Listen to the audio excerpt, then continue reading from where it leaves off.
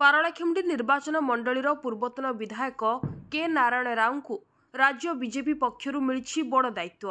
राज्य बीजेपी रे मनमोहन सामल द्वितीय बार राज्य सभापति हेबा परे तांको नूतन टीम घोषणा करा दैछि।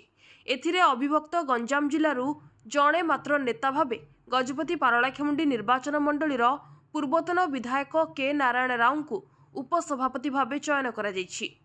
घोषणा हेबा परे आज गजपति जिला पहुंचीथिले नारायण राव।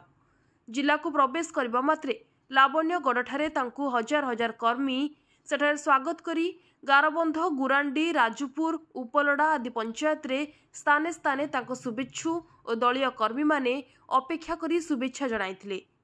परे पारलाखेमुंडी सहर रे मध्य विराट पटुआर रे परिक्रमा करी महाराजा श्री कृष्णचंद्र गजपतिंको प्रतिमूर्ति रे पुष्प माल्यार्पण करथिले नारायण।